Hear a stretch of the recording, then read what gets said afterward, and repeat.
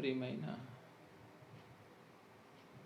దేవుని సేవకులారా, దేవుని విశ్వాసులారా, పెండ్లి కుమార్తెగా ఆయత్తపడుటకు పెండ్లి కుమారుడైన క్రీస్తు ప్రభువు యొక్క అమూల్యమైన అనంతమైన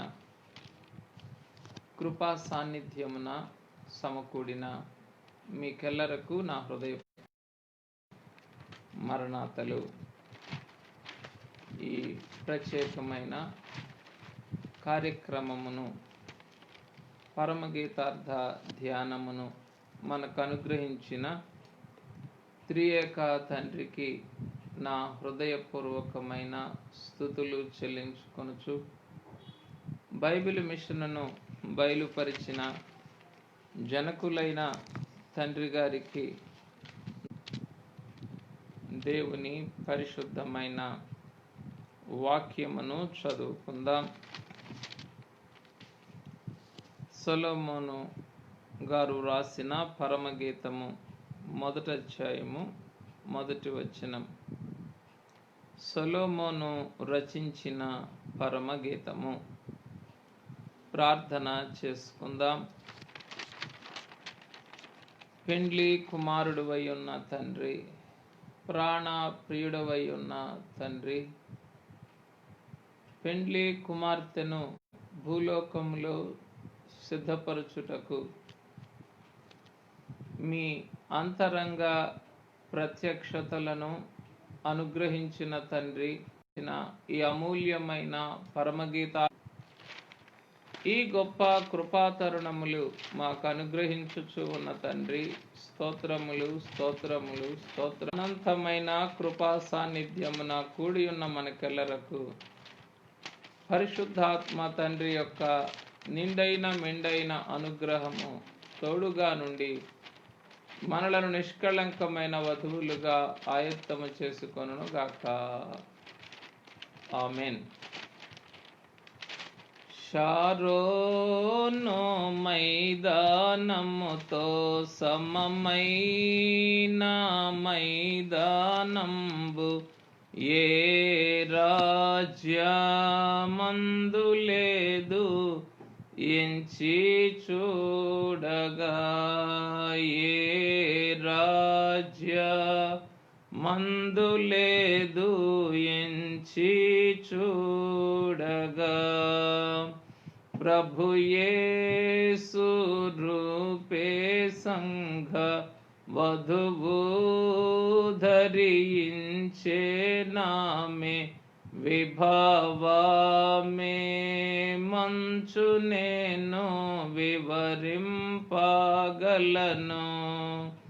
విభావమే మంచు నేను వివరింపగలను. సభను గురించియున ప్రభుని గురించియున శుభవార్త వినుచు చెప్పుచు సుఖింపగలను, శుభవార్త వినుచు చెప్పుచు సుఖింపగలను. షారోను మైదానముతో సమమైన మైదానంబు ఏ రాజ్యమందు లేదు, ఎంచి చూడగా ఏ రాజ్యమందు లేదు, ఎంచి చూడగా. ప్రియమైన దేవుని పరిశుద్ధమైన సాన్నిధ్యములో కూడిన వారలారా, పెండ్లి కుమారుడైన క్రీస్తు ప్రభుని అమూల్యమైన అనుగ్రహైశ్వర్యము మనలనెల్లరను నిష్కళంకమైన పౌరములుగా మార్చుకొని పరమగీతార్థము యొక్క నిజార్థ విధిలోనికి మనలను నడిపించి మేఘమెక్కించుకొనును గాక. ఆమేన్. ప్రియమైన వారలారా, దేవుడు ఎం దేవదాసయ్య గారికి బయలుపరిచిన పరమగీతార్థము అనున్నది బైబిలు గ్రంథములోని వ్యాఖ్యానములలోకెల్లా ఒక అమూల్యమైన, అపురూపమైన, అతి పరిశుద్ధమైన, అతి వింతైన, ప్రత్యక్షపరచబడిన వ్యాఖ్యానమై ఉన్నది, వివరమై ఉన్నది, భావార్థమై ఉన్నది, తాత్పర్యమై ఉన్నది. కనుక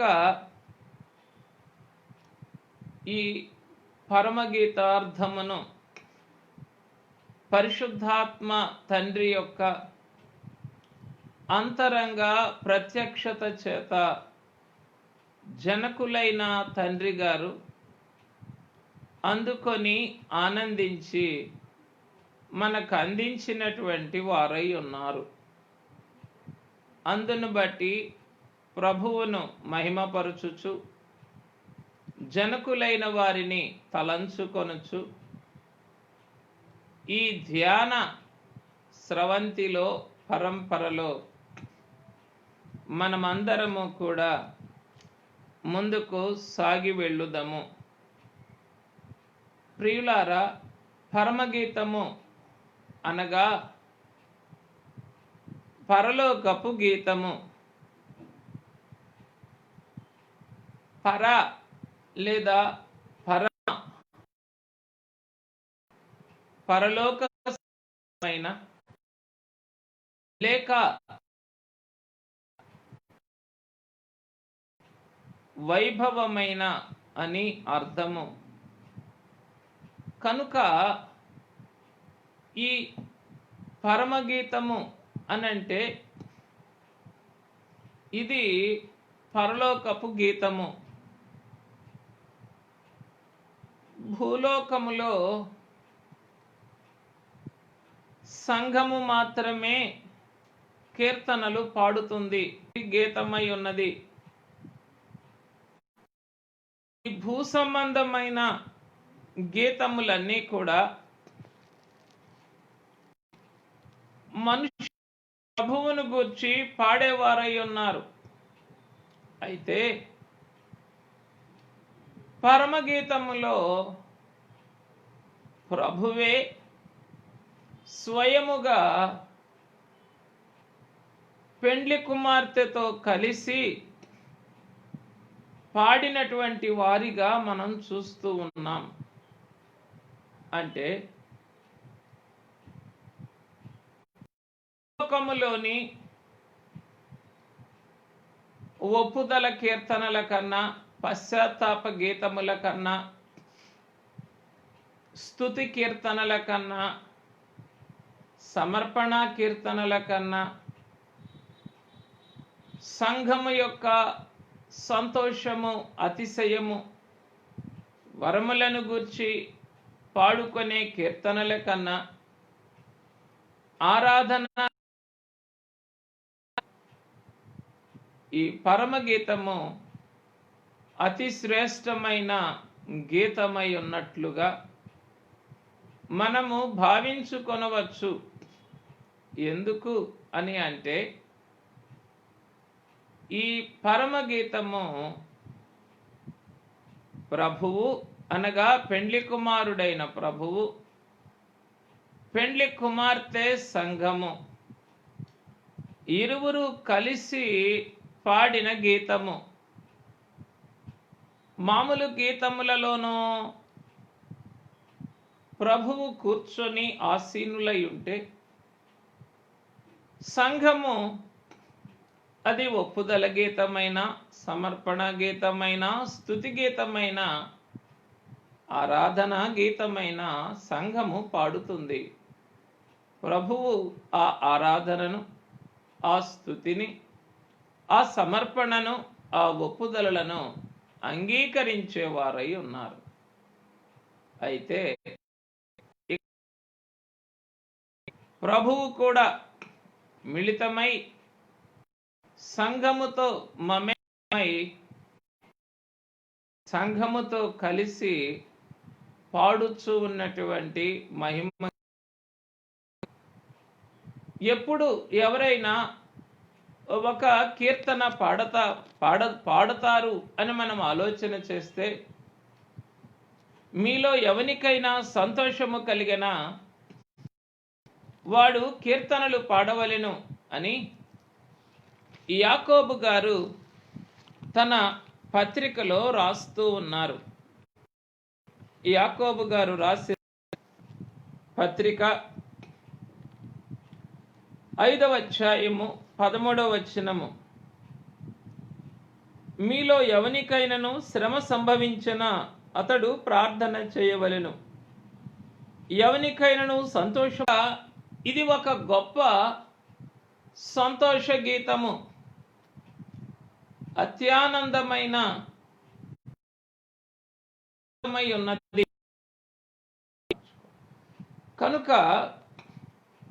కనుక ప్రియమైన వారలారా, ఇరువురికి కలిగినటువంటి సంతోషము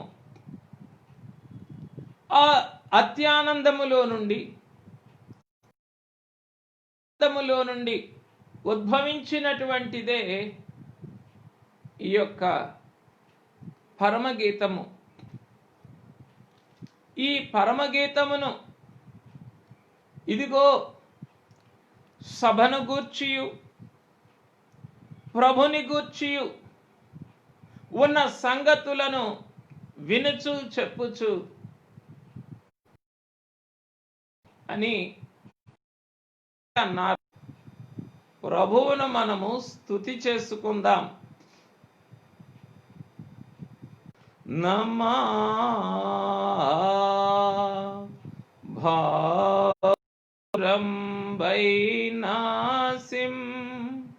హాసనంబును మా భారంబైనాసిం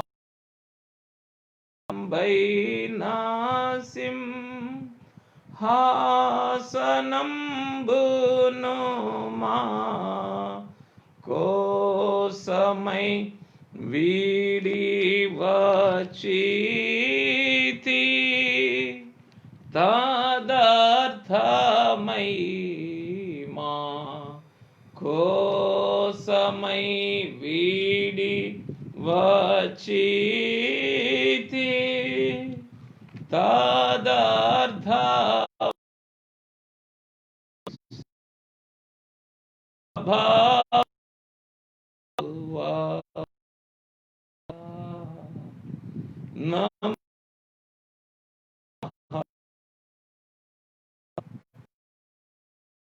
కులైన తండ్రి,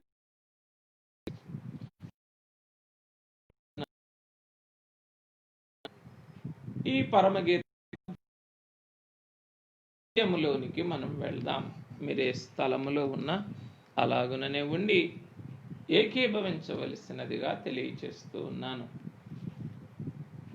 పరమగీతార్థము యొక్క ఉపోద్ఘాతము ప్రారంభ ప్రార్థన. ఓ యేసు ప్రభువా, నన్ను అత్యధికముగా ప్రేమించుచున్న యేసు తండ్రి, నీ ప్రేమ నిమిత్తమై నీకు అనేక వందనములు.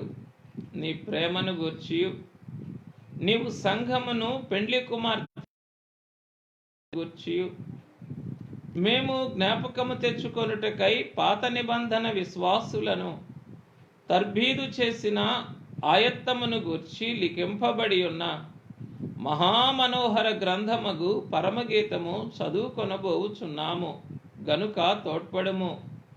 నీకు అనేక వందనములు. పెండ్లి కుమారుడవైన తండ్రి, ఈ పుస్తకమును చదువుచున్నప్పుడు మాకు దర్శిగా యుండునట్లు ఈ మహానంద గ్రంథమును వ్రాయించిన నీకు వందనములు. ప్రభువా, నీ సహవాసం ఎంత గొప్పదో, విశ్వాసులను సిద్ధపరచునట్టి నీ పని ఎంత గొప్పదో, తుదకు ఆ నీ పని ఎంత గొప్ప ఫలభరితమైనదో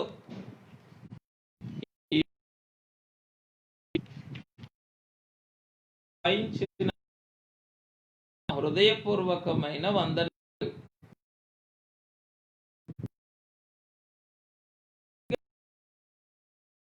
ఘనమైన యేసు ప్రభువా, పాత నిబంధన జనాంగమును నీ మొదటి రాకడ కొరకు సిద్ధపరిచినట్లు మమ్ములను కూడా నీ రెండవ రాకడ కొరకు సిద్ధపరచుము. ప్రభువా, మేము సిద్ధపడలేని బలహీనులమైనను నీవు మమ్ములను తప్పకుండా సిద్ధపరచగలవని నమ్ముచు యేసు పరిశుద్ధ నామమున వందనములు చేయుచున్నాం. అనుభవములోనికి మన శరీర ప్రాణాత్మలను కూడా ఇతలు ఉన్నప్పటికీ అన్నిటినీ కూడా అధిగమించి పెండ్లి కుమారుడైన క్రీస్తు ప్రభువు యొక్క సహవాస సంపూర్ణతలో ఇమిడిపోవలసినటువంటి వారమై ఉన్నాము గనుక పాత నిబంధన విశ్వాసులను మొదటి రాకడకు తర్బీదు చేసిన గ్రంథము అని జనకులు అన్నారు గనుక ఈ గ్రంథము రెండవ రాకడ కొరకు కూడా మనలను ఆయత్తము చేయగలిగిన గ్రంథమై ఉన్నది గనుక ప్రభువు యొక్క మహాప్రేమను తలంచుకొని ఆ ప్రేమలో లీనమైపోవుటకు, ఆ ప్రేమలో పరవశమైపోవుటకు ఈ పరమగీతార్థమును ధ్యానం చేసుకుందాం. జనకులు మనకు తెలియజేసినట్లుగా పరమగీత గ్రంథమును ధ్యానించక పూర్వము నేర్చుకొనవలసిన పాఠములు అని మనకు వ్రాసిన భాగములో మొదటి భాగము ఆదికాండ గ్రంథము 2వ అధ్యాయము 18వ వచనము నుండి 24వ వచనము వరకు ఉన్న భాగమును ఈ దినము పరమగీత గ్రంథము యొక్క మొదటి పరిచయముగా మనము ధ్యానం చేసుకొని ముగించుకుందాం. అనేకమైన అంశములు తండ్రి గారు పరిచయ వాక్కులుగా పరమగీతార్థమునకు ముందు మనము ధ్యానించుకొనవలెను అని తెలియజేశారు గనుక ఆ వాక్కులను ఒక్కొక్క అంశమును విపులముగా ధ్యానం చేసుకుందాం. మరి హడావిడిగా నేను పరుగులెత్తే కంటే కూడా కొంచెము ఓపికగా నెమ్మదిగా వీటిని మనం ధ్యానం చేసినప్పుడు అందులోని పరమగీత సారమును మనము చక్కగా గ్రహించుకొని అనుభవించగలిగిన వారమని మీకు జ్ఞాపకం చేస్తూ ఉన్నాను. ఆదికాండ గ్రంథము 2వ అధ్యాయము 18వ వచనము నుండి 24వ వచనం వరకు. మరియు దేవుడైన యెహోవా, నరుడు ఒంటరిగా నుండుట మంచిది కాదు, వానికి సాటి అయిన సహాయమును వాని కొరకు చేయుదుననుకొనెను. దేవుడైన యెహోవా ప్రతి భూజంతువును ప్రతి ఆకాశ పక్షిని నేల నుండి నిర్మించి ఆదాము వాటికి ఏ పేరు పెట్టునో చూచుటకు అతని యొద్దకు వాటిని రప్పించెను. జీవము గల ప్రతిదానికి ఆదాము ఏ పేరు పెట్టెనో ఆ పేరు దానికి కలిగెను. అప్పుడు ఆదాము సమస్త పశువులకును ఆకాశ పక్షులకును సమస్త భూజంతువులకును పేరులు పెట్టెను.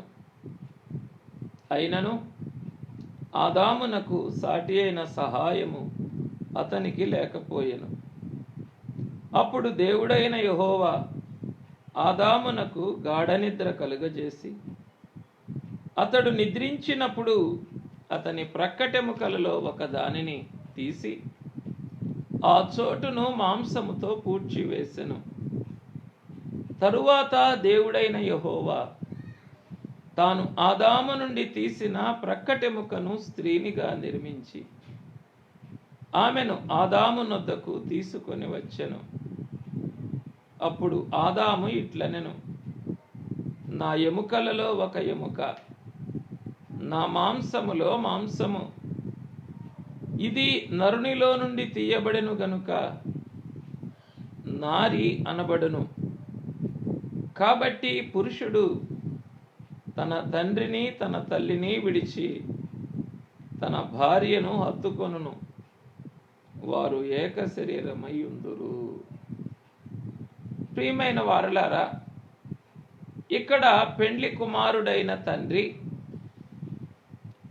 ఏదెను తోటలోని ఆదాము హవ్వల మహామహిమ జీవితమును గూర్చి మనకు వ్రాయించి పెట్టారు. ఇది ఏదెను తోటలోని పాప ప్రవేశమునకు ముందరి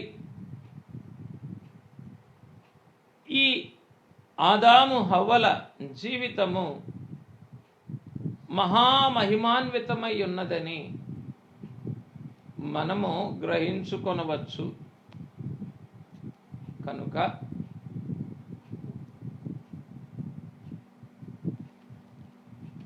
ఈ ఆదాము హవ్వల యొక్క మహిమ చరిత్రయే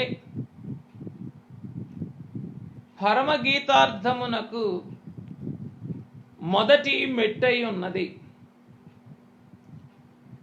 మొదటి మూలరాయి అయి ఉన్నది. ఏదైనా ఒక భవనం కట్టాలి అనంటే పునాది రాయి ముఖ్యం కదా.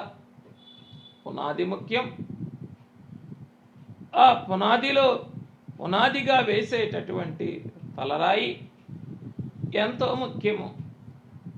కనుక ఈ ఏదెనులోని ఆదాము హవ్వల యొక్క మహామహిమ జీవితము పరమగీతార్థమునకు తలరాయి అయి ఉన్నది అని మనం గ్రహించుకోవచ్చు. ఏమిటి ఈ చరిత్ర అని మనం ఆలోచన చేస్తే, దేవుడు అనుకున్నారు ఆదామును చూచినప్పుడు ఒంటరిగా ఉండుట మంచిది కాదు. కనుక మొదటి ఆదామును ఈ భూలోకములోనికి ఆయన నెలమంటి నుండి నిర్మించి తోడుకొని వచ్చినప్పుడు, మొదటి ఆదామును చూచినప్పుడు తండ్రికి ఏ ఆలోచన అయితే కలిగినదో, రెండవ ఆదామైన యేసుక్రీస్తు ప్రభువుల వారిని కూడా ఈ భూలోకములోనికి పంపినప్పుడు పరలోకపు తండ్రికి కలిగిన ఆలోచన కూడా అదియే.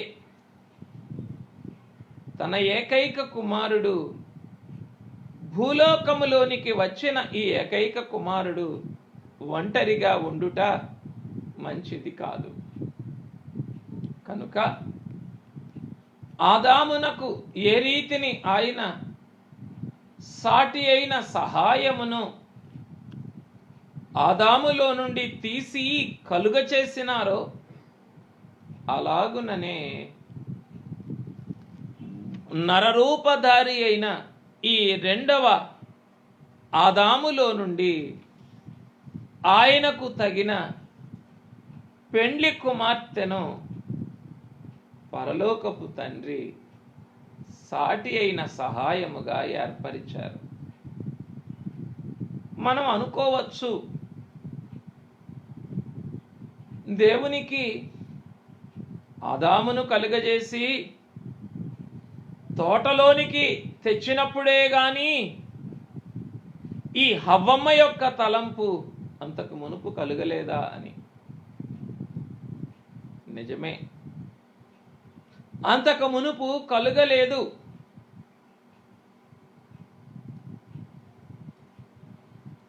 ఆదామును ఎప్పుడైతే ఆయన నిర్మించి తోటను కాయుటకు సేద్యపరచుటకు ఏర్పరిచి కొన్ని బాధ్యతలు అప్పగించి సృష్టిని ఏలుటకు అప్పగించినారో ఆదాము యొక్క పనిని బట్టి, బాధ్యతలను బట్టి, జీవితమును బట్టి ఆదామునకు తగిన సాటి అయిన సహాయము కావలెను అని తండ్రి అయిన తండ్రికి, సృష్టికర్త అయిన తండ్రికి తోచినది. ఈ బాధ్యతలు నెరవేర్చక పూర్వము, అనగా బాధ్యతలు అప్పగించబడక పూర్వము సాటి అయిన సహాయము యొక్క అవసరత తండ్రికి గోచరించలేదు. ఆ క్రమములోనే పెండ్లి కుమారుడైన తండ్రి జనితైక కుమారునిగా తండ్రి యొక్క రొమ్మున అద్వితీయమైన కుమారునిగా ఉన్నప్పుడు ఆ కుమారునికి సాటి అయిన సహాయమును గూర్చి తండ్రి అయిన తండ్రికి ఆలోచన కలుగలేదు. ఎప్పుడైతే ఆ జనితైక కుమారుడు ఈ భూలోకమునకు నరులను రక్షించు పని మీద పంపబడినాడో, సర్వలోక రక్షణార్థము క్రీస్తుగా అభిషేకించబడి పంపించబడినాడో, అప్పుడు ఆ బాధ్యతలను బట్టి ఈ యొక్క ఏదెను అను ఈ భూలోకమును కాయుటకు, సేద్యపరచుటకు, అనగా తండ్రి యొక్క రక్షణ ప్రణాళిక ఈ భూలోకములో నెరవేర్చుటకు ఎప్పుడైతే పంపించబడినాడో అప్పుడే ఈ రెండవ ఆదామైన పరలోకపు పెండ్లి కుమారునికి సాటి అయిన సహాయము కావలెను అనే తలంపు తండ్రి అయినటువంటి తండ్రికి కలిగినట్లుగా మనమే గ్రహించుకొనవచ్చు. ప్రియమైన వారలారా, ఆదాములో నుండి పెండ్లి కుమారుడైన క్రీస్తు ప్రభువును, హవ్వమ్మలో నుండి పెండ్లి కుమార్తె అయిన సంఘమును తండ్రి ఎలాగున బయలుపరిచినారో, బయటకు తీసుకొని వచ్చినారో ఈ వింతైన చరిత్రను, ఆదికాండములోని వింతైన చరిత్రను మనము మనోనేత్రములు తెరిచి ధ్యానించినప్పుడు మనకి చక్కగా బోధపడగలదు.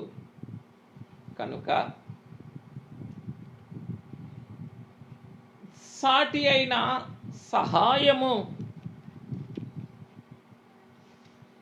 చేయుదును అని అనుకున్న వెంటనే సహాయమే రాలేదు. సాటి అయిన సహాయము కొరకు సంపూర్ణమైన సమయమే కావలసి వచ్చినది.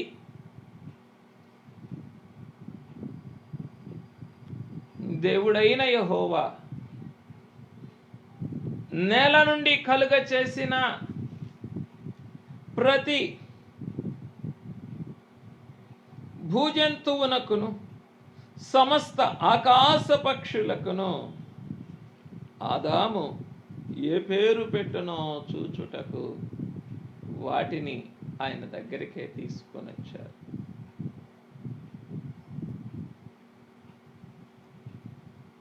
ఆ క్రమములో ఆదాము ప్రతి జీవికి పేరు పెట్టిన పిదప దేవుని జ్ఞానమును బట్టి, దేవుని క్రమమును బట్టి ఆ పిదప ఆదామునకు సాటి అయిన సహాయము పరలోకపు తండ్రి చేసి, ఆ సాటి అయిన సహాయమునకు ఆదామే స్వయముగా పేరు పెట్టేటటువంటి భాగ్యమును, అవకాశమును కలిగించారు. కనుక ఈ భూలోకపు మానవులందరినీ కూడా తన ప్రశస్తమైన రక్తముతో కడిగి తన రక్తములో ముంచబడిన వస్త్రమును ధరింపచేసి తన రక్తముతో ముద్రితమైన నూతనమైన నామమును ప్రతి ఒక్కరికి ధరింపచేసిన పిదప పరలోకపు తండ్రి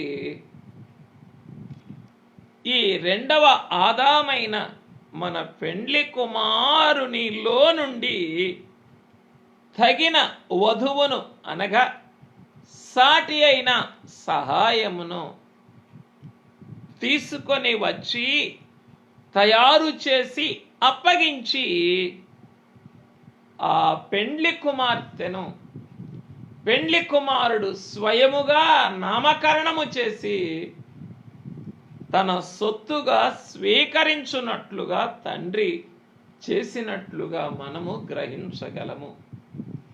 కనుక ప్రియమైన వారలారా, రక్షణ యావత్తు సమాప్తమైన పిదప ఆ రక్షణ క్రమమును ముగించిన పెండ్లి కుమారునికి బహుమానముగా తండ్రి ఈ పెండ్లి కుమార్తెనే ఇచ్చారు. ఆదాము గారు ఎలాగున జీవము గల ప్రతి దానికిని పేరిడిన పిదప ఆయనకు కావలసిన సాటి అయిన సహాయమునిచ్చి ఆ సహాయమునకు తగిన పేరు ఏర్పాటు చేయ నిశ్చయించినారో ఆ క్రమములోనే ఇదిగో I know you by your name, ఇదిగో నీ కటాక్షము నాకు కలిగినది, నా కటాక్షము నీకు కలిగినది,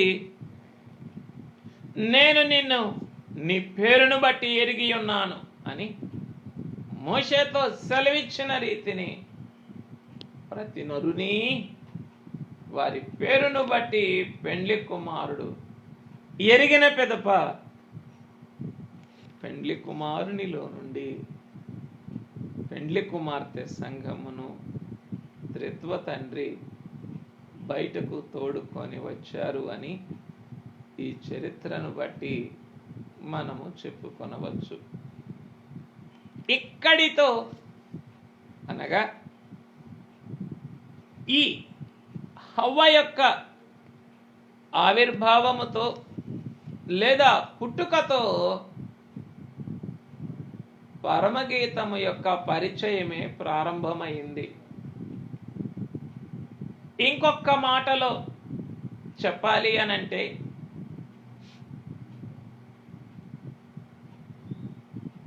పుట్టించినది, పెంచినది, పెండ్లి చేసినది ఒక్క రోజులోనే. ఆదాముకు తండ్రి గాఢ నిద్ర కలుగచేసి ఆయన ప్రక్కటెముకలలో ఒక ఎముకను తీసి ఆ చోటును మాంసముతో కప్పివేసి ఏం చేశారట? ఆ ఎముకను స్త్రీనిగా నిర్మించారు. అంటే ఏ రోజైతే ఎముకని తీశారో ఆ రోజే ఆ ఎముకను స్త్రీనిగా నిర్మించారు. ఏ రోజైతే నిర్మించారో ఆ రోజే పెంచారు, పెద్ద చేశారు. ఆ రోజే పెండ్లి కూడా చేశారు. ప్రియమైన వారలారా, ఎంత విచిత్రమైన సృష్టి. మనం అందరం కంటూ ఉన్నాం బిడ్డల్ని. మన బిడ్డల్ని కన్న రోజునే మన ఆడపిల్లల్ని కని పెంచి పెద్ద చేసి పెండ్లి చేయగలమా? చేయలేం. కానీ తండ్రి అయిన తండ్రి అయితే అలాగున చేసినట్లుగా మనము చూడవచ్చు. కనుక ప్రియమైన వారలారా, ఈ దినమున ఈ అవ్వమ్మలో దాగి ఉన్న పెండ్లి కుమార్తె సంఘము కూడా పెండ్లి కుమారుడైన క్రీస్తు ప్రభువునకు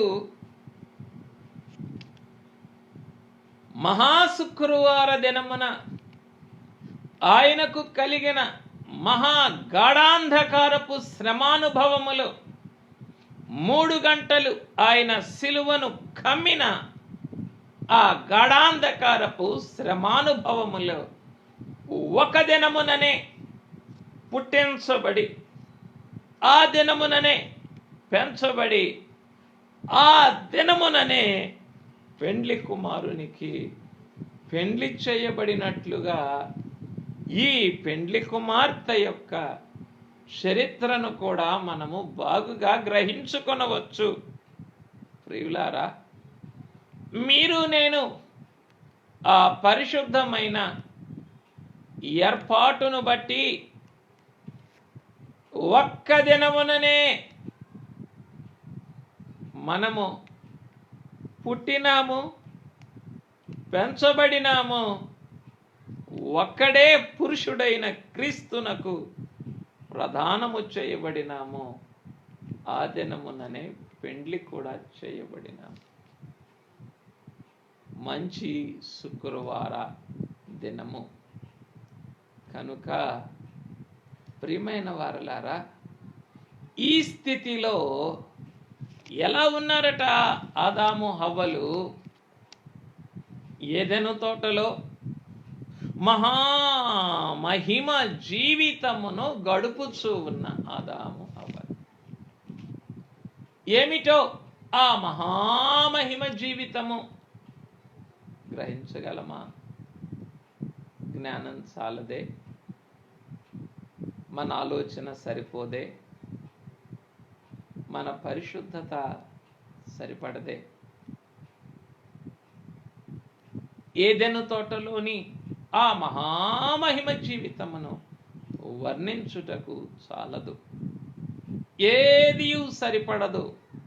అందుకే జనకులు ఈ భాగమును గూర్చి పరమగీతార్థములో ఆదికాండము 2వ అధ్యాయము 18వ వచనము నుండి 24వ వచనము వరకు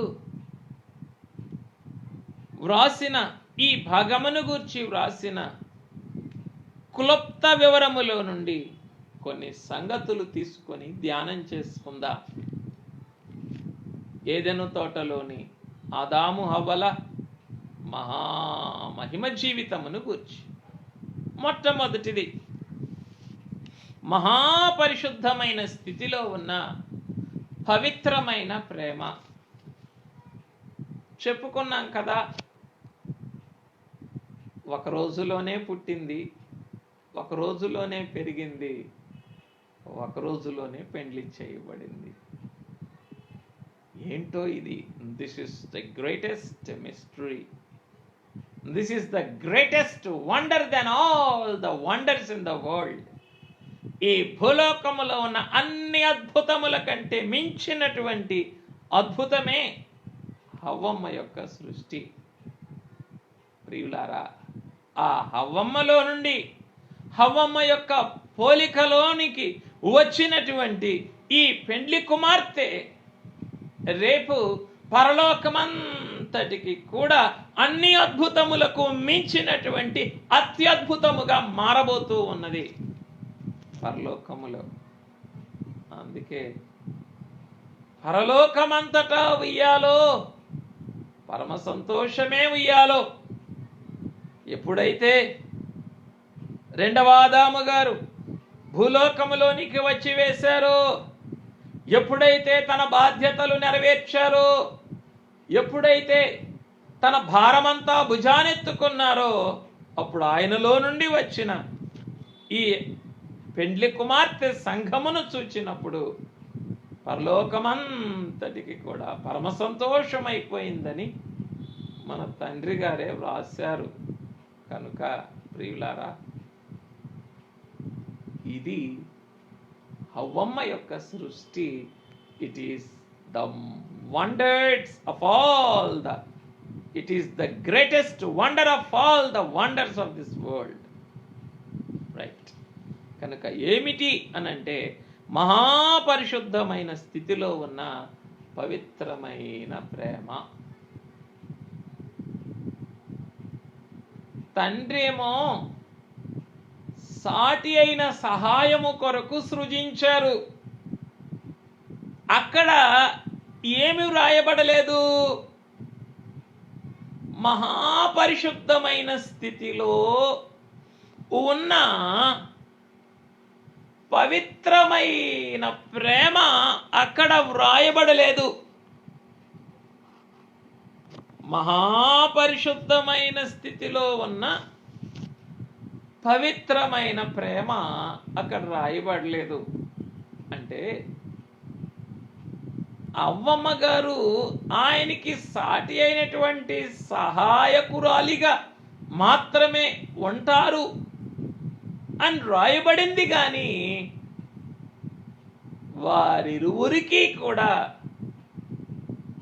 ఉన్నటువంటి అంతర్లీనమై ఉన్న పవిత్రమైన ప్రేమ అక్కడ ఉదహరించలేదు. కానీ అవ్వమ్మ గారు బయటకు వచ్చిన తరువాత అది కనబడినది. అందుకే తండ్రి గారు ఏమని రాశారు? మహాపరిశుద్ధమైన స్థితిలో ఉన్న పవిత్రమైన ప్రేమ. మరి చెప్పాలి అనంటే కొంచెం క్రిందకు వస్తే మన కుటుంబాలు పరిశుద్ధమైనవిగా ఉండవు. కుటుంబములో ఉన్న భార్యాభర్తల యొక్క అంతరంగములు కూడా పవిత్రమైన ప్రేమతో ఉండవు. ఎందుకు అనంటే అపవాది కలిగించిన కళంకమును బట్టి. కనుక ఈ ఏదెను తోటలోని ఈ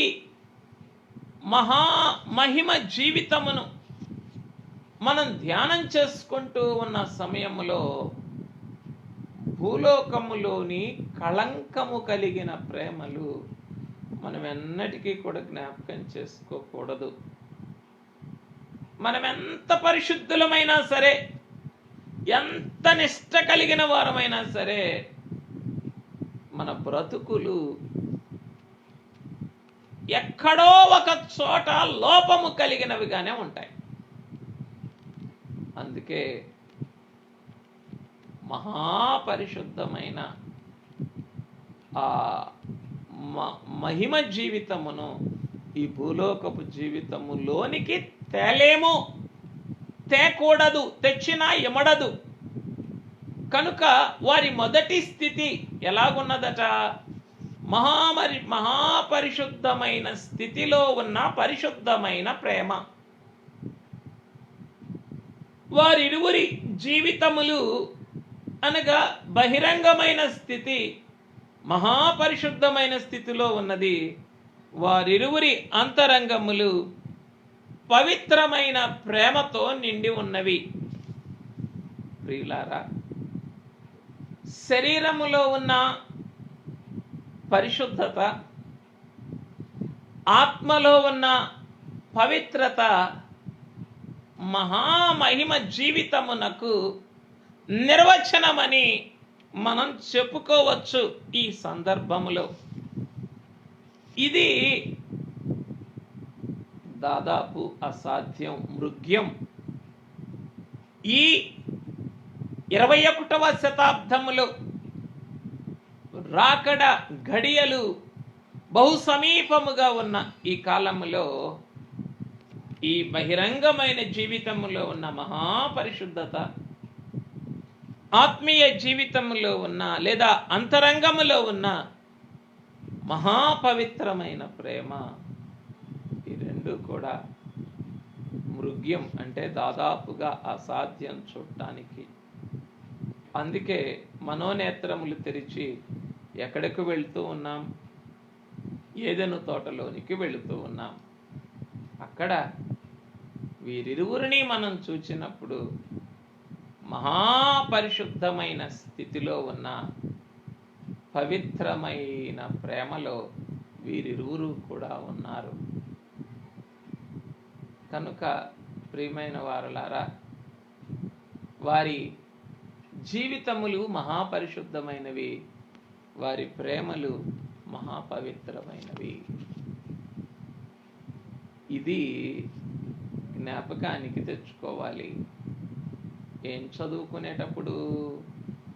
పరమగీతాన్ని చదువుకునేటప్పుడు, పరమగీతాన్ని ధ్యానం చేసుకునేటప్పుడు ఈ మహామహిమ జీవితములో ఉన్న మహాపరిశుద్ధమైన స్థితిలోని పవిత్రమైన ప్రేమను జ్ఞాపకం తెచ్చుకోవాలి. ప్రేమ అనంటేనే వివరించలేనిది. ఇక పవిత్రమైన ప్రేమ అంటేనో కొలవలేనిది, ఎల్లలు లేనిది. అయ్యో, ఇంకెవరూ లేరా వారికి ప్రేమించటానికి? ఎవరు ఉన్నా అవ్వమ్మ గారికి ఆదామే ఎక్కువ, ఆదాముకు అవ్వమ్మే ఎక్కువ. ఏమిటది? పవిత్రమైనటువంటి ప్రేమ. అయ్యా, ఈ పవిత్రమైన ప్రేమ మాలో పుట్టించరా? నీవన్నావు కదా ప్రాణేశ్వరి అని. మేము కూడా ఈ గీతానుభవములోనికి వచ్చి నా ప్రాణ ప్రియుడా అని మిమ్ములను పిలుచుటకు ఎంత పవిత్రమైన ప్రేమ మా అంతరంగములకు అవసరమై ఉన్నదో ఆత్మ తండ్రి మాలో ఆ ఆదాము అవ్వలలోని ఆ పవిత్రమైన ప్రేమను మా అంతరంగములలో ధారపోయరా అని ఏం చేయాలి? ప్రభువుని మనమే వేడుకోవాలి. కనుక ప్రియమైన వారులారా, ఇవి కేవలం వినేటటువంటి చారిత్రక అంశాలు కావు గాని, నేర్చుకునేటటువంటి జ్ఞానాంశాలు కావు గాని, ఇవి అనుభవించవలసినటువంటి ధ్యానాంశములు. ఇవన్నీ కూడా జనకులైన తండ్రి గారు మహాపరిశుద్ధతతో మోకాళ్లపై నుండి ఈ గ్రంథమును చదివి ఆత్మ తండ్రి యొక్క అమూల్యమైన అనుగ్రహము చేత ఈ గ్రంథ భావాన్ని ఆయనే అందుకొని తదుపరి జనకుల శిష్యులకు అందించిన వారై ఉన్నారు. ఆ క్రమములో మనము కూడా నేర్చుకుంటూ ఉన్నాం. కనుక ప్రియమైన వారలారా, మరి ఇప్పటికొక గంట అయింది, ముగించాలని అనుకుంటూ ఉన్నాను. కానీ మరి మొదటి రోజు కొంచెం సమయం అధికమైన మన్నించండి. మరి మీరు నేను మొట్టమొదటిగా దూకాం కదా ఇందులోనికి, పరమగీతం అనే సముద్రములోనికి.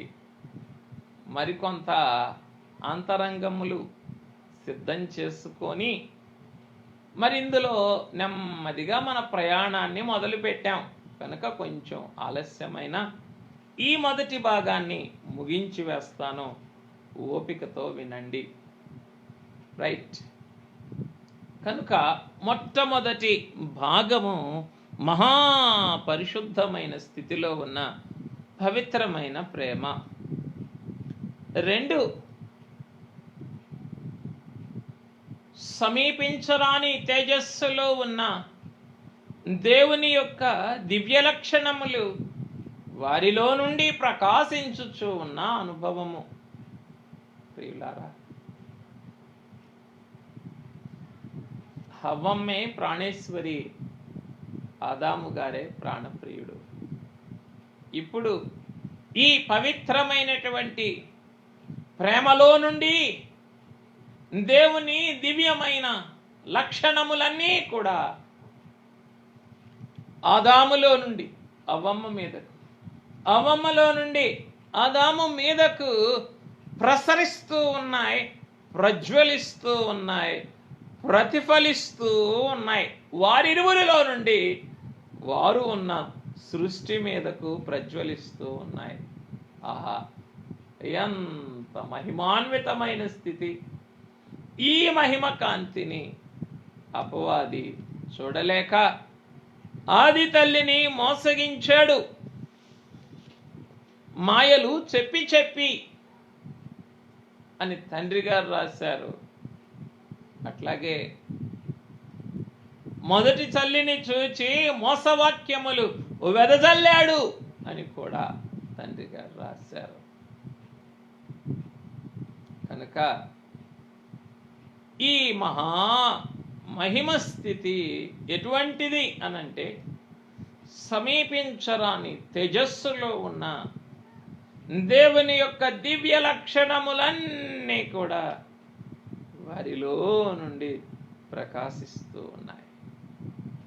ఆ ప్రకాశించుటకు ఆధారమైనది వారి అంతరంగములలో ఒకరి ఎడల ఒకరికున్న పవిత్రమైన ప్రేమ. ప్రియమైన వార్లారా, దేవదాసయ్య గారు రాసిన మాట, పెండ్లి కుమార్తె అనంటే ప్రేమ కలిగినది. అంటే పెండ్లి కుమార్తె అనంటే ఏమిటి అనంటే, the bride is the definition of love. As how the bridegroom is the incarnation of love, the bride is the demonstration of love. The bride is the embodiment of love. As how the bridegroom is the incarnation of love, the bride is the embodiment of love. పెండ్లి కుమారుడు ఎలాగున ప్రేమావతారి, incarnation అంటే అవతారము, ప్రేమావతారి అయి ఉన్నాడో, పెండ్లి కుమార్తె అలాగున ప్రేమా సంపూర్ణురాలై ఉన్నది. She is the embodiment of love. కనుక ఆ ప్రేమలో నుండి సమీపించరాని తేజస్సులో ఉన్న దేవుని దివ్యమైన లక్షణములన్నీ కూడా ప్రకాశిస్తూ ఉన్నాయి. ఎక్కడ? ఏదెనులో. ఎవరిలో నుండి? ఆదాము అవ్వలలో నుండి. ఏ స్థితిలో? వారు ఉన్న వారి యొక్క మహామహిమాన్వితమైన జీవితములో నుండి. కనుక ఇది ఏదెనులో ఉన్న ఆదాము హవ్వలలో నుండి ప్రకాశించుచు ఉన్న దేవుని దివ్యమైన లక్షణములు. ప్రియులారా, ఈ లక్షణ సంపూర్ణతలో తేజరిల్లుతూ ఉన్న ఆదాము అవ్వల్ని చిత్రకారులు వేసేటటువంటి ఆ బొమ్మలలో చూడగలమా? It is just the very simplest way of presenting the glorious life of Adam and Eve. చిత్రకారులు వేసేటటువంటి బొమ్మలు ఎంత స్వల్పమైనవి! దేని ఎదుట? దేవుని దివ్యమైన లక్షణములతో ప్రజ్వరిల్లుతూ ఉన్న ఆదాము అవ్వల ఎదుట. ప్రియమైన వారలారా, ఇంతటి మహిమను చెప్పండి, ఈ కనులు చూడగలవా? ఈ నోరు వర్ణించగలదా? ఈ హృదయం గ్రహించగలదా? చెవులు వినలేవు, కన్నులు చూడలేవు, నోరు పలుకలేదు, హృదయము గ్రహించలేదు, మనస్సు ధ్యానించలేదు. కనుక తండ్రి గారు రాసిన మాట, దేవుని దివ్యమైన లక్షణములు వారిలో నుండి ప్రకాశించుచున్నవి. ప్రియులారా, ఈ దినము ఈ మహామహిమ స్థితిని మనం జ్ఞాపకం చేసుకోవాలి. మొదటిగా పవిత్రమైన ప్రేమను జ్ఞాపకం చేసుకోవాలి. పరమగీతం చదివేటప్పుడు, ధ్యానించేటప్పుడు. రెండవదిగా ఈ మహామహిమను మనోనేత్రములతో చూస్తూ ఉండాలి. ఏం చేసేటప్పుడు? పరమగీతార్థాన్ని ధ్యానం చేసేటప్పుడు. తోట వెలుపలే దుష్టుడు తిరుగుతూ ఉన్నాడు, ఎప్పుడు పడేయాలా అని. అలాగే పరమగీతం వెలుపల మనల్ని ఎప్పుడు అభ్యంతరపరచాలా అని అపవాది తిరుగుతూనే ఉంటాడు. కనుక మన మనోదృష్టి ఎప్పుడూ కూడా ఆదాము హవ్వలలో నుండి ప్రకాశించుచూ ఉన్న దేవుని దివ్యమైన లక్షణముల మీద మాత్రమే ఉండాలి తప్ప మరి వేటి మీద కూడా ఉండకూడదు, వెళ్ళకూడదు. వెళ్తే మన ధ్యానమే పాడైపోతుంది. మన ధ్యానం పాడైపోతుంది. రైట్. కనుక ప్రియులారా, ఇక పరంగీతం చదువుతున్నప్పుడు మీకేం కనపడాలి? సమీపించరాని తేజస్సులో నుండి ప్రజ్వలించుచు ఉన్న దేవుని యొక్క దివ్య లక్షణాలే కనపడాలి. మొట్టమొదటిసారి సీనాయి పర్వతముపై మండుచున్న పొద దగ్గరకు మోషే గారు వెళ్ళినప్పుడు దేవుని ముఖమును చూడ వెరచెను అని ఉంటుంది. ఆ తట్టు వెళ్ళి ఆ కొద్ది మహిమను చూడటానికే ముఖం కప్పుకున్నాడు మోషే గారు. ఏదైనా తోటలోని ఈ మహామహిమను చూడటానికి ఇంకేం చెయ్యాలి మనం? కనుక ఇక నాకు అక్షరాలు కనపడటం లేదు అని అనాల, భావం గోచరం కావటం లేదు అని అనాల. దేని ఎదుట? ఈ ప్రజ్వలించుచున్న దేవుని దివ్యమైన లక్షణముల మహామహిమ కాంతి ఎదుట. రైట్. మూడవ అంశంలోనికి వెళ్దాం. తండ్రి గారి చేసిన కొద్ది వివరంలో నుండి కొన్ని అంశాలు. దైవ సహవాసములోను ఉభయ సహవాసములోను ఆనందించుచు ఉన్న భాగ్యము. ప్రియులారా, లోపలే ప్రేమ ఉన్నది. సహాయం కొరకు చేసిన ఆదామెవరు? దేవుని పోలికలోని ప్రేమాస్వరూపి కాదా? దేవుడు ప్రేమాస్వరూపి. ఆ ప్రేమాస్వరూపి తన పోలికలో చేసుకున్న ఆదాములో కూడా తన ప్రేమనంతటిని కూడా ధారపోశారు. ఆ ప్రేమను బట్టి ఆదాము గారే హవ్వమ్మను ప్రేమిస్తూ ఉన్నారు. ఆ ఆదాములో ఉన్న ప్రేమ, అంతరంగములో ఉన్న ప్రేమ ప్రక్కటెముకలోనికిని, ఆ ప్రక్కటెముకలో ఉన్న ప్రేమ హవ్వమ్మలోనికి వచ్చివేసి ఆదాములోని ప్రేమ అంతా కూడా హవ్వమ్మలో సంపూర్ణమైపోయింది. ఆ సంపూర్ణమైన ప్రేమలో నుండి దేవుని యొక్క దివ్యమైన లక్షణముల మహిమ ప్రజ్వలిస్తూ ఉన్నది. తోటంతటినీ కూడా మిరిమిట్లు గొలిపేటట్లుగా మరి ప్రకాశింపచేస్తూ ఉన్నది. మరి దైవజనులైన దేవదాసయ్య గారి దగ్గర ఈ ఏదెను గూర్చి, అలాగే అయ్యగారి యొక్క పాండిత్యమును గూర్చి ఎక్కువగా తర్బీదు పొందిన మురమండ సంగీతరావయ్య గారు చెప్పిన విషయం ఏమిటంటే, రక్షణ సంకల్పనలో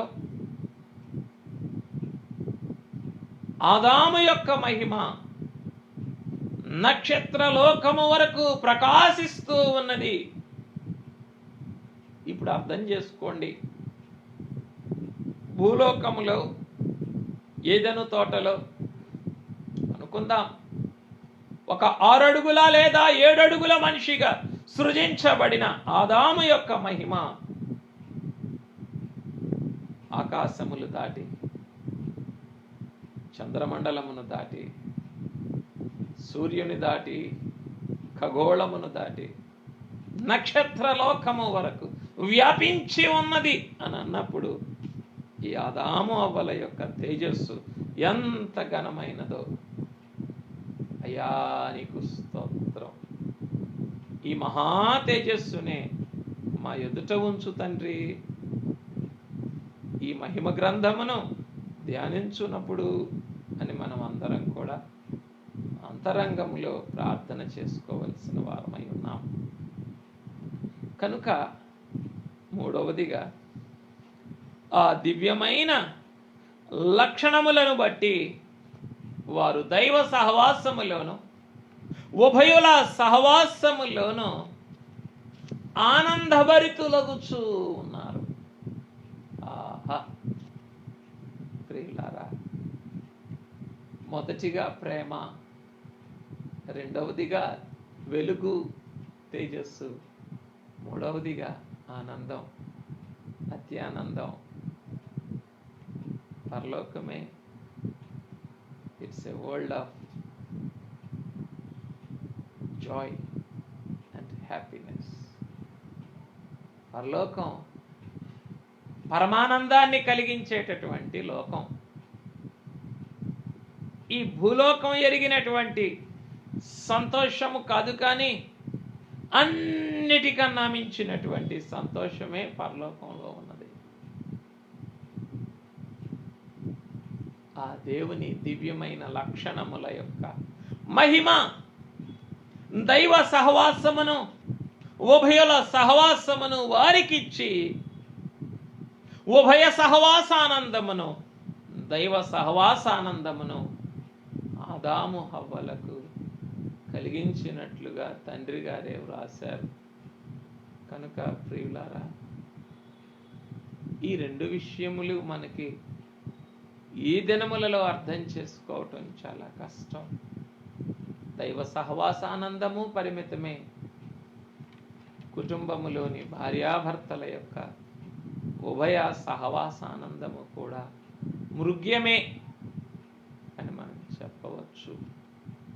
కనుక ఇది ఏ ఆనందము అనంటే సహవాసానందము. ఎలాగున భూమి తన చుట్టూ తాను తిరుగుచు సూర్యుని చుట్టూ కూడా తిరుగుతూ ఉంటుందో, అలాగుననే ఏదెనులో ఉన్న ఆదాము హవ్వలు భూగ్రహము వలె తమలో తాము ఆనందించుచు తమ ఇరువురిని బట్టి సంతోషించుచు దైవ సహవాసమును బట్టి కూడా వారు అత్యానంద భరితులవుతూ ఉన్నట్లుగా మనమే చూస్తూ ఉన్నాం. ఇక్కడ మనమే గ్రహించుకోవచ్చు. మరి మొన్నటి దినం పెంతెకోస్తు పండుగను ధ్యానం చేస్తూ ఉన్నప్పుడు 3 మాటలు మనసులోనికి వచ్చినాయి. నా మనసులోనికి ఎవరితోనూ చెప్పలేదనుకోండి, కానీ సంతోషం వేసింది. పేతురు గారు అన్నారన్నమాట, ఏమని? ప్రొద్దు పొడిచి జామైనను కాలేదు అని అన్నారు. ఎప్పుడు? ఆత్మ కుమ్మరింపుగా దిగి వచ్చినప్పుడు. ఎప్పుడు? వీరు క్రొత్త మద్యముతో నిండి ఉన్నారు అని అన్నప్పుడు. కనుక ప్రొద్దు పొడిచిన తరువాత మొదటి జాము అనంటే 9 గంటలు. ఈ 9 గంటలు కూడా, ఉదయం 9 గంటలు కూడా కాలేదు ఇంకా. అంటే అప్పుడే ఎక్కడ తెరుస్తారయ్యా మద్యం షాపులు? వీరు క్రొత్త మద్యంతో నిండి ఉన్నారని మీరు అనుకుంటున్నారు కదా, ఇంకా 9 కూడా కాలేదు. It is just between maybe 7 to 9 or 8 to 9. అంటే అది ఉదయకాలము, ఆత్మ కుమ్మరింపు జరిగిన కాలము. డెఫినెట్గా పొద్దు పొడిచింది. పొడిచింది, కానీ మొదటి జాము జరగలేదు. అది ఉదయకాలం. వెనక్కి వద్దాం. పెండ్లి కుమారుడైన క్రీస్తు ప్రభు దగ్గరికి అర్ధరాత్రి వేళ ఉయ్యాలో, అంతయు సందడే ఉయ్యాలో. అర్ధరాత్రి వేళ ఉయ్యాలో, అంతయు సంభ్రమే ఉయ్యాలో. అంటే పెండ్లి కుమారుడు వచ్చిన కాలం ఏ కాలము? అర్ధరాత్రి కాలం. ఆత్మ తండ్రి వచ్చిన కాలమే కాలము? ప్రొద్దు పొడిచిన తరువాత ఉదయకాలము. ఇక తండ్రి దగ్గరికి వస్తే చల్లపూట, దట్ ఈజ్ ఈవినింగ్. చల్లపూట తండ్రి ప్రతిదినము ఎక్కడికి వచ్చేవారు? తోటలో ఉన్న ఆదాము అవ్వల దగ్గరికి వచ్చేవారు. వచ్చి ఏం చేస్తూ ఉండేవారు? వారితో ఆనందకరమైన సహవాసములో సమయమును గడిపి వెళుతూ ఉండేటటువంటి వారు చల్లపూట. కనుక తండ్రి భూలోకములోనికి వచ్చిన సమయమేమో సాయంకాలం, చల్లపూట. కుమారుడు భూలోకములోనికి దిగివచ్చిన సమయమేమో అర్ధరాత్రి. ఆత్మ తండ్రి భూలోకములోని క్రైస్తవ సంఘము మీదికి దిగివచ్చిన సమయమేమో ప్రాతకాలము అని. అయ్యా, ఇవి మీ 3 కాలాలు కదా అని అనుకొని మనసులో సంతోషించాను. దేవానికి స్తోత్రమయ్యా అని అనుకున్నాను. కనుక ప్రియమైన వారలారా, ఏంటో వారు ముగ్గురు 3 కాలాలు ఏర్పాటు చేసుకున్నారు. తండ్రేమో సాయంకాలాన్ని, కుమారుడేమో అర్ధరాత్రిని, ఆత్మ తండ్రేమో ప్రొద్దు పొడిచిన తర్వాత కాలాన్ని. ఎందుకో? రాత్రి కాలములోని, అనగా సాయంకాలం మొదలుకొని తెల్లవారుజాము వరకు ఉన్న కాలములోని అపవాది యొక్క పని పట్టడానికి ముగ్గురు కూడా 3 కాలాలు ఏర్పాటు చేసుకొని రక్షణ సంకల్పాన్ని ముగించినట్లుగా మనమే గ్రహించుకోవచ్చు. అందుకే పౌలు గారు కూడా అన్నారు, అయ్యా పగలే సమీపిస్తూ ఉన్నది. ప్రభువు కూడా అన్నారు, ఇదిగో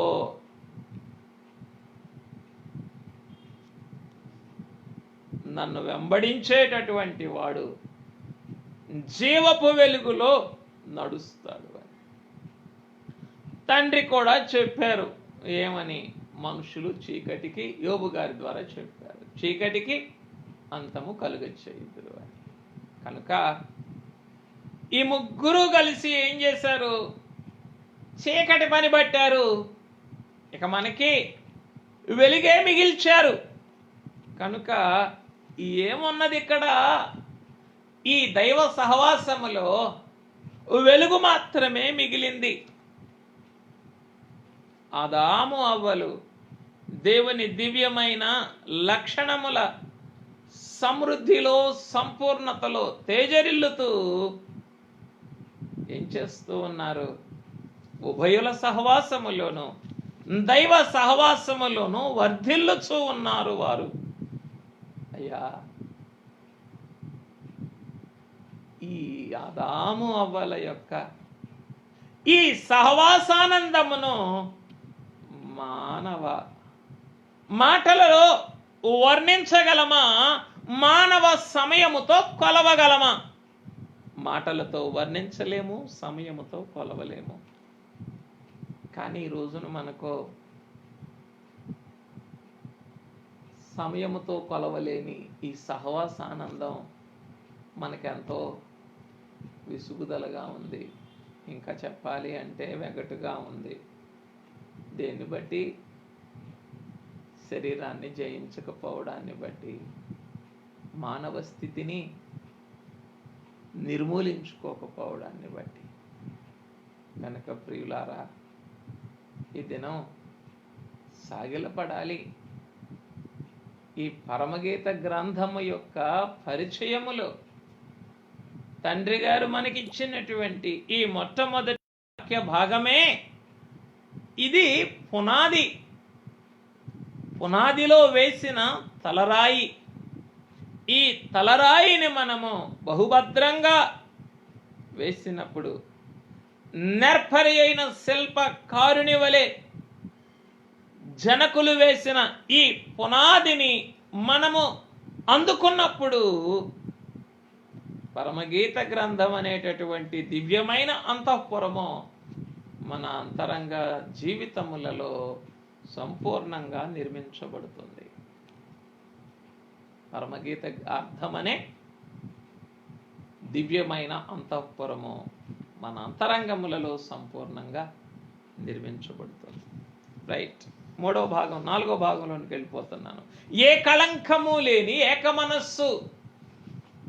ఉండటానికి రెండు శరీరములు, కానీ మనస్సు ఒకటే, ఆత్మ ఒకటే, మాట ఒకటే, భావము కూడా ఒకటే. అయ్యా, ఈ ఏక మనస్సుని, కళంకం లేని ఏక మనస్సుని అపవాది ఎలా ఛేదించాడో కదా తండ్రి. నువ్వు చెప్తూ ఉన్నప్పుడు ఏ కళంకము లేని ఏక మనస్సు అని నీవు చెప్తూ ఉన్నప్పుడు ఈ ఏక మనస్సును ఎలా ఛేదించాడో ఆ దుష్టుడు. అదే ఏమిటి? ఉభయులకును కలిగిన సహవాసానందములో కలిగిన ఎడబాటు. ఉభయులకును కలిగిన సహవాసానందములోని ఎడబాటును బట్టి ఏ కళంకము లేని ఈ ఏక మనస్సును అపవాది ఛేదించాడు. దాంతోనే విచారకరమైన చరిత్ర. మానవ మాతృలు మనం అందరం పరిమితమైన దైవ సహవాసాన్ని కలిగి పరిమితమైన పవిత్రతని కలిగి ఉండేవారమే. అదే పొరపాటున ఏదైనా చేయకూడని పని చేసినప్పుడు మనం ఎంత విలవెల్లాడిపోతామో మనకి తెలుసు. ఒక మానవ మాతృలంగానే మన జీవితానుభవం ఇలా ఉంటే సమీపించరాని తేజస్సులో ఉన్న దేవుని యొక్క దివ్యమైన లక్షణములను పరావర్తనము చెందిస్తూ ప్రతిఫలింపచేస్తూ ఉన్న స్థితిలో నుండి అపవాది మాయమాటలు విని మర్త్యదేహములోనికి మారిపోయినప్పుడు వారిరువురి మనస్సు ఎంత విలవెల్లాడి ఉంటుందో ఊహించగలమా మనం? ఎన్నటికీ ఊహించం. We can never ever imagine the kind of agony that they might have underwent in their hearts. అందుకే తండ్రి గారు అన్నారు, నవ్వు మోము నరుని కబ్బెను అని. ఆదికాండ గ్రంథము 3వ అధ్యాయము 15వ వచనములోని తండ్రి యొక్క రక్షణ వాగ్దానము విన్న వెంటనే అపవాది కలిగించిన విచారం అంతా కూడా పోయి హవ్వమ్మ యొక్క ముఖమున నవ్వు చూచారు మన తండ్రి గారు. కనుక ప్రియులారా, ఇది ఏ కళంకము లేని ఏక మనస్సు. No priorities. వారిరువురికి కూడా ఏ ప్రాధాన్యతలు లేవు. No specifications. నాకు ఇది కావాలి అనే ఎంపికలు లేవు. ఒకే మనస్సు, ఒకే తలం, హెచ్చు తగ్గులు లేనటువంటి స్థితి. దేన్ని బట్టి? ఈ నిష్కళంకమైన ఏక మనస్సు దేనిని బట్టి కలిగిందో వారికి చెప్పగలరా ఎవరైనా? ఊహించండి. తండ్రి గారే రాశారు. దేనిని బట్టి అని అంటే, వారు సిగ్గు ఎరుగకుండిరి. ఎప్పుడైతే మనల్ని గూర్చినటువంటి అవగాహన, మనల్ని గూర్చినటువంటి మన స్పృహ మనం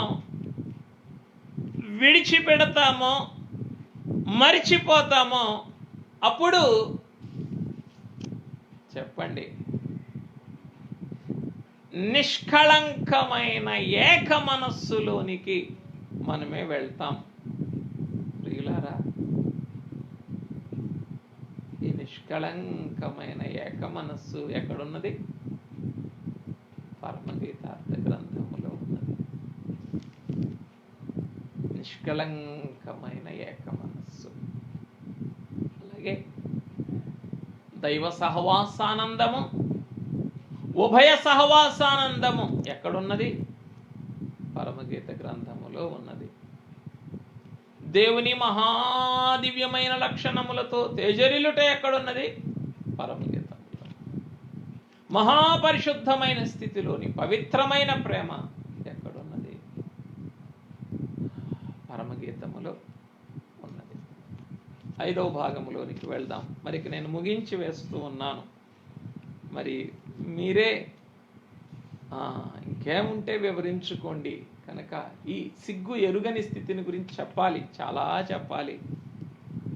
I want you to come out of your physical consciousness. మీ బహిరంగమైన స్పృహ గురించి మీరు బయటకు వచ్చినప్పుడే మీరు నిష్కళంకమైన ఏక మనస్సును కలిగి ఉంటారు. ఏంటి బహిరంగమైన స్పృహలో నుండి బయటికి రావటం అంటే? ఆయన పోలికలో కలుగు చేసుకున్నారు. ఆయన పోలికలో నిన్ను కలుగు చేసుకున్నప్పుడు నీవెలా ఉన్నావో ఆలోచించుకోవడం నీకు అవసరమా? నువ్వు తెల్లగా ఉన్నావా, నల్లగా ఉన్నావా, ఎర్రగా ఉన్నావా, రంగు పూసుకున్నావా, గడ్డం పెంచుకున్నావా, నీవు ఎలా ఉన్నావో నీకు ఎంత మాత్రము కూడా అవసరం లేదు. అదే ఏమిటి? Coming out of your physical consciousness. అలాగని అశుభ్రంగా ఉండమని నేను చెప్పటం లేదు సుమా. శుద్ధంగా ఉండండి. దేవుడిచ్చిన పోలిక నాది అని మీ రూపములో దేవుని చూచుకుంటూ ఉండండి. అంతే తప్ప మీ రూపములో మీరు కావాలనుకున్నటువంటి పోలికను చూచుకోకండి. మీరు కావాలనుకున్న పోలిక ఏమిటి? ఇదిగో గడ్డాలు పెంచుకునేది, మీసాలు పెంచుకునేది. పెంచుకోండి, మీసం మంచిదే. లేదా తలకు రంగులు వేసుకునేది, ముఖానికి మేకప్లు వేసుకునేది, పెదవులకు లిప్స్టిక్లు వేసుకునేది. ఇవన్నీ కూడా ఏమిటి? You are conscious of your self. When you are conscious of your self, you are definitely conscious about your shame. నువ్వు సిగ్గు ఎరిగిన స్థితిలోనికి వస్తూ ఉన్నావు. సిగ్గు ఎరిగిన స్థితిలో నువ్వేం చేయలేవు. నీ పెండ్లి కుమారునితో నిష్కళంకమైన ఏక మనస్సును నీవెన్నటికీ కూడా కలిగి ఉండలేవు. యాజ్ ఐ టోల్డ్ యూ, ఇదిగో దేవుని దివ్యమైన లక్షణములు ప్రజ్వలించుచు ఉన్నవి, ఆదాము హవ్వల నుండి ప్రకాశిస్తూ ఉన్నవి అని అన్నప్పుడు ఏమని చెప్పుకున్నాం? అయ్యో, ఈ పరమగీత గ్రంథములో అక్షరాలు కనబడటం లేదు, పుస్తకం కూడా కనబడటం లేదు. ఏం కనబడుతూ ఉన్నది?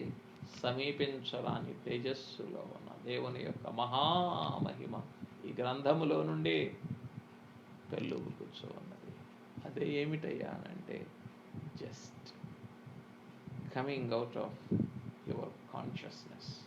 నీ స్పృహలో నుండి బయటికి రావటం. రెండవది, నీ యొక్క సిగ్గులో నుండి కూడా బయటకు రావటం. కనుక ప్రియమైన వాళ్ళారా, ఇవి కొంచెం బాధాకరమైన విషయాలే. కానీ వీటిని మనం గ్రహించుకోకపోతే, వీటిని నేను మరుగు చేస్తే నా జనకునికి ద్రోహం చేసిన వాడిని అవుతాను, పరంగీతార్థానికి అన్యాయం చేసిన వాడిని అవుతాను, ఈ సంగతులు మీకు చెప్పకపోతే. కనుక come out of your physical consciousness. మీ బహిరంగమైన స్పృహలో నుండి బయటికి రండి. Whoever you may be, నువ్వు ఎలాగున్నా సరే ఏమనుకోవాలి నీ మనసులో? I am made the likeness of God. నేను దేవుని పోలికలో కలుగు చేయబడ్డాను. That's all. దేవునికి మించినదేది కూడా నీకు అక్కర్లేదు. నీకేది అవసరమో అదంతా కూడా తండ్రి నిన్ను కలుగు చేసినప్పుడే నీకు ఇచ్చేశారు. ఇదే ఏమిటి? నిష్కళంకమైన ఏక మనస్సు. అందుకే ప్రభువు కూడా చెప్పారు, అయ్యా మీ మాట అవునంటే అవును, కాదంటే కాదని ఉండవలను. వీటికి మించున్నది దుష్టుని నుండి పుట్టున్నది. Yes are no. ఈ రెంటికి మించింది ఏదన్నా ఉంటే అందులో అపవాది ప్రవేశిస్తారు. రైట్. కనుక ఇది నిష్కళంకమైన ఏక మనస్సు ఉన్న చరిత్ర ఎక్కడ? ఆదాము హవ్వల్లో. ఇవన్నీ కూడా చెప్పుకున్నాం. పుట్టినరోజే పెళ్లి రోజని. పుట్టింది ఒకరోజే, పెంచింది అంటే పెంచబడింది ఒకరోజే, పెళ్లి చేయబడింది ఒకరోజే. కనుక ఆదాము హవ్వల యొక్క సహవాసపు తొలి క్షణముల యొక్క అనుభవాలు ఇవి. These are all the very, very initial moments of Adam and Eve coming together to live as one body. కనుక ఆదాము ప్రక్కకు అవ్వమ్మ చేర్చబడినప్పుడు కలిగినటువంటి భావములు లేదా అనుభవములు ఇవన్నీ కూడా. కనుక నిష్కళంకమైన అనగా ఏ కళంకము లేని ఏక మనస్సు. అయ్యా మీరే అన్నారు, ఏమని? ఒకనితో ఒకడు మనస్సు కలిసి ఉండుడి. ముఖ్యంగా పెండ్లి కుమార్తె సంఘములో అనగా బుద్ధిగల కన్యకల యొక్క గుంపులో ఉండవలసిన వారికి ఉన్న ముఖ్యమైన లక్షణం ఏంటంటే ఒకరితో ఒకరు మనస్సు కలిసి ఉండటం. కష్టమే అయినా దీనిని సాధ్యం చేసుకోవలసిన బాధ్యత మన మీద ఉంది.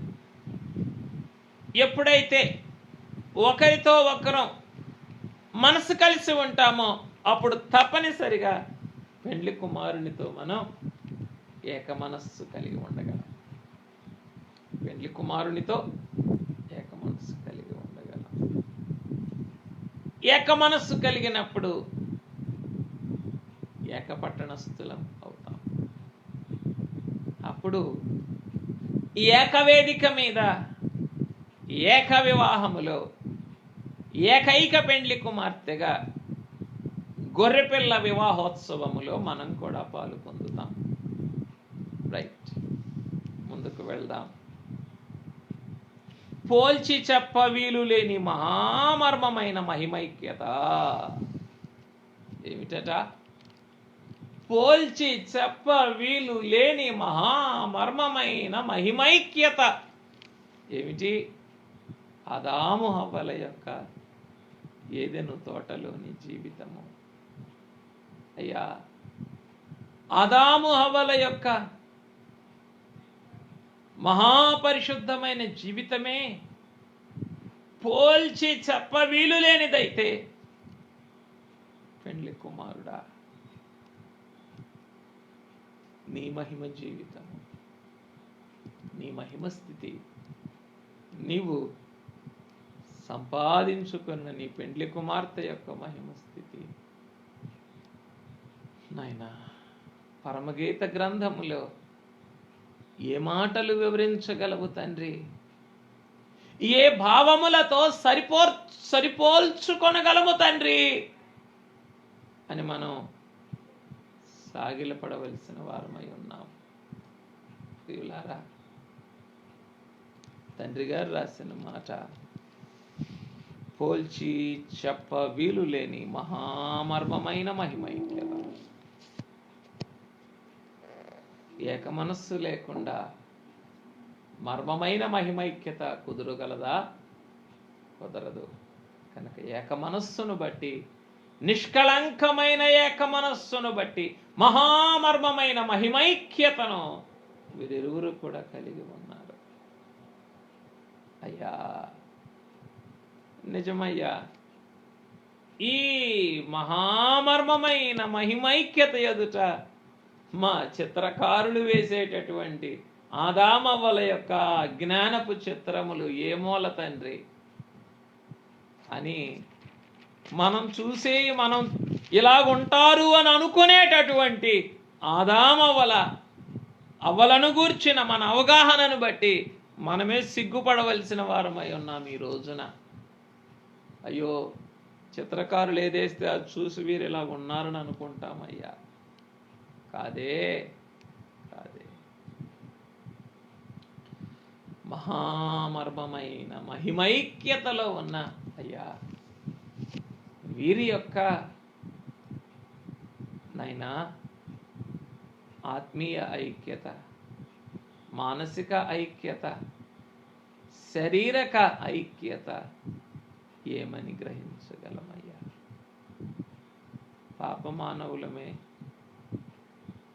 పాపమానవులు వేసిన బొమ్మలను చూచి మాత్రమే అవగాహన కలిగించుకునే వారమే ఈ మర్మమైన మాటలను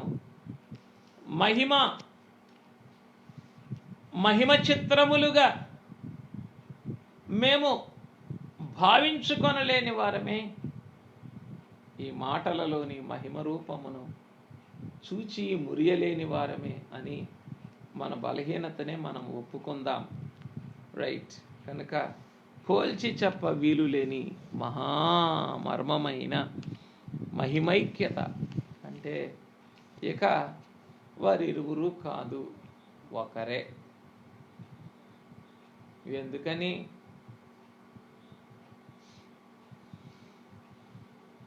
మరెందుకు తండ్రి పూజ చేశారో ఒకరే అని చెప్పటానికి? పూజ చేయకపోతే అవ్వం వెళ్ళి తిరిగి ఆ ఆదాము ప్రకటెముకలో ఒకటైపోయింది అని అనుకోవచ్చు. ఈ మర్మమైన మహిమైక్యత తండ్రి మాంసముతో ఆ చోటును పూడ్చివేసినందువలన ఇది ఆటంకము కలిగేటటువంటిది కాదు, ఇది సాధ్యపడేటటువంటిదే. ఇది అంతరంగములకు సంబంధించింది, అది శరీరానికి సంబంధించింది. కనుక వారిరువురు కూడా ఒకే మాట, ఒకే బాట, ఒకే తలంపు. అదే పోల్చి చెప్ప వీలులేని మహామర్మమైన మహిమైక్యత. అంటే ఇక జంతువుల్లో జంతువులు కానీ, పక్షుల్లో పక్షులు కానీ, చేపల్లో చేపలు కానీ, చెట్లలో చెట్లు కానీ, ఇవన్నీ కూడా సఖ్యతగా ఉన్నాయి, ఐక్యతగా ఉన్నాయి అని చెప్పడానికి వీలు లేనంత ఐక్యత వీరిరువురికి కూడా ఉన్నది. అయ్యా, ఎంత మర్మమైన మహిమైక్యతలోనికి ఆ దుర్మార్గుడు ఎలా ప్రవేశించాడు తండ్రి అని ఆశ్చర్యపడుతూ ఉంటాను. కనుక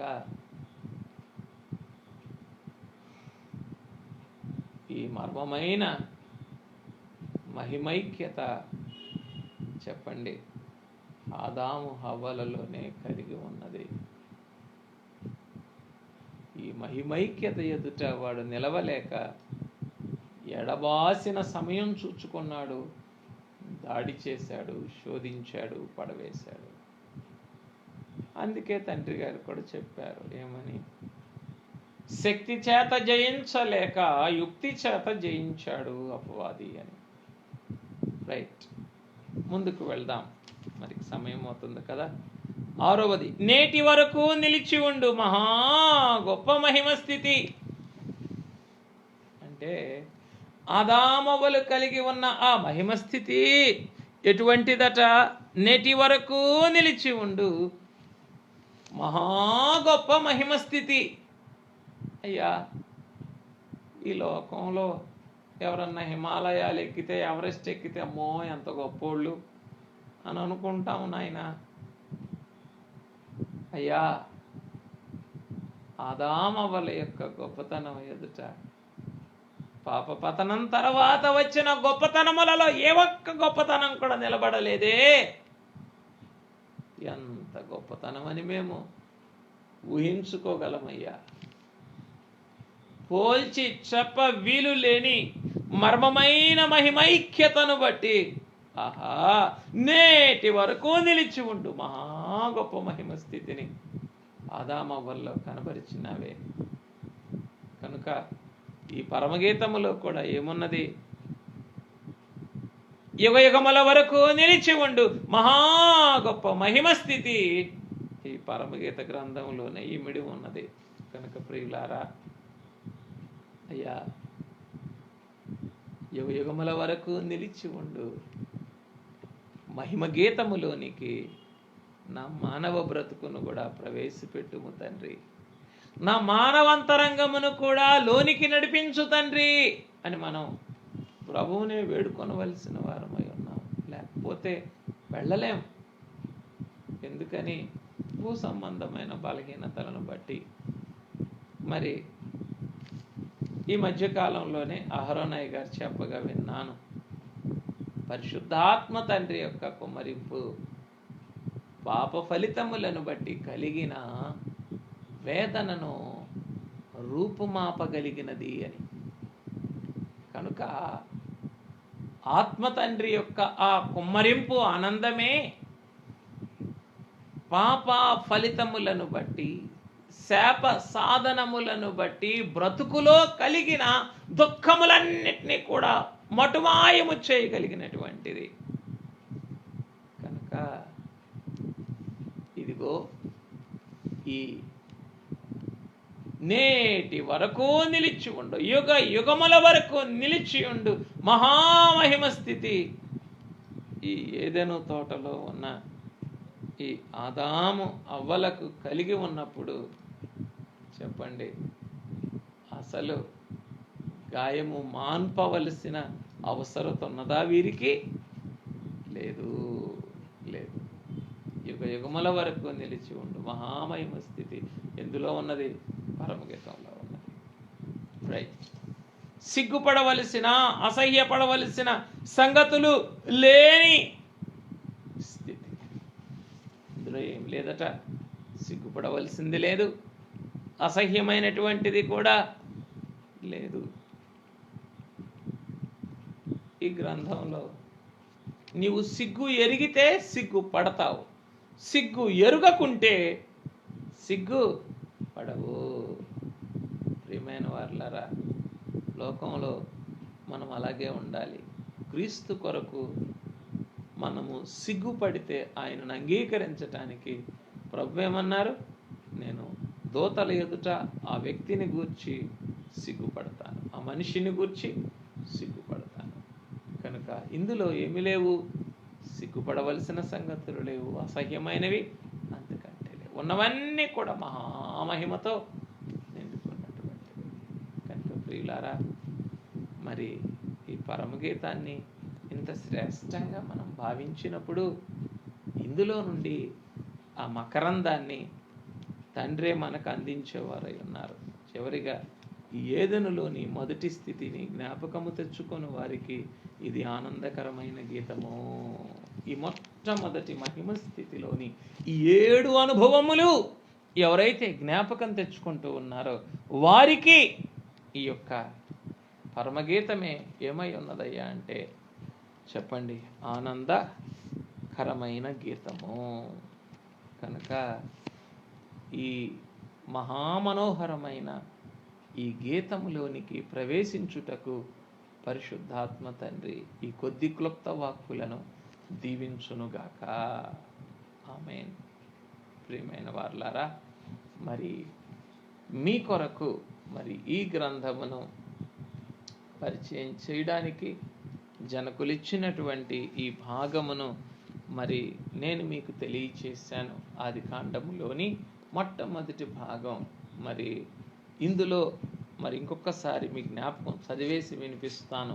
హెడ్డింగ్ ఏమిటంటే ఆదాము హవ్వల మహామహిమ జీవితము. ఆ మహామహిమ జీవితంలో మొట్టమొదటిది మహాపరిశుద్ధమైన స్థితిలో ఉన్న పవిత్రమైన ప్రేమ. రెండవది దేవుని దివ్యమైన లక్షణములు వారిలో నుండి ప్రకాశించు స్థితి. మూడవది దైవ సహవాసములోను ఉభయ సహవాసములోను ఆనందించు భాగ్యము. 4వది ఏ కళంకము లేని ఏక మనస్సు. 5వది పోల్చి చెప్ప వీలు లేని మహామర్మమైన మహిమైక్యత. 6వది నేటి వరకు నిలిచి ఉండు మహా గొప్ప మహిమ స్థితి. 7వది సిగ్గుపడవలసిన అసహ్యపడవలసిన సంగతులు లేని మహాధన్యమైన స్థితి. 8వది ఈ మొదటి స్థితిని జ్ఞాపకము తెచ్చుకొని వారికి ఆనందకరమైన గీతమై ఉన్న స్థితి. కనుక ప్రియమైన వారులారా, మరి కొంచెం విపులంగానే వెళ్ళాలి అని అనుకుంటూ ఉన్నాను కనుక మరి దయచేసి అపార్థం చేసుకోవద్దు. మరి at least from tomorrow onwards I will try to stick to my time. మరి సమయం ఎక్కువైందని దయచేసి అభ్యంతరపడకండి, అపార్థం చేసుకోవద్దు. ఆత్మ తండ్రి ఈ కొద్ది మర్మమైన విషయముల చేత మన మనో అంతరంగములను వెలిగించి పరమగీతార్థము యొక్క పారమార్థికమైన స్థితిలోనికి తోడుకొని వెళ్ళునుగాక. ఆమె ప్రార్థన చేసుకుందాం. తండ్రి, మీకు స్తోత్రములు. మానవ మాతృలమయ్యా, అయ్యా, అన్ని విషయములలో బలహీనపరచబడిన వారము, బంధించబడిన వారము, దిగబడిపోయిన వారము అయినను ఇదిగో ఎన్ని నిరాశకరమైన పరిస్థితులు ఉన్నను పాత నిబంధన సంఘమును ఈ గ్రంథము ద్వారా నీవు పెండ్లి కుమార్తెగా ఆయత్తము చేసిన రీతిని మమ్ములను కూడా ఈ గ్రంథ ధ్యానముల ద్వారా రాకడ వధువుగా ఆయత్తము చేసి మహిమ పొందుము. ఈ మాటలు నాలోనూ నీ దినబిడ్డల్లో నూరంతలుగా స్థిరపరచుము, స్థాపించుము, వృద్ధి చేయుము. ప్రాణప్రియుడైన క్రీస్తునామమున స్తుతించి సమర్పించున్నాము పరమ తండ్రి. ఆమేన్. మరణాత.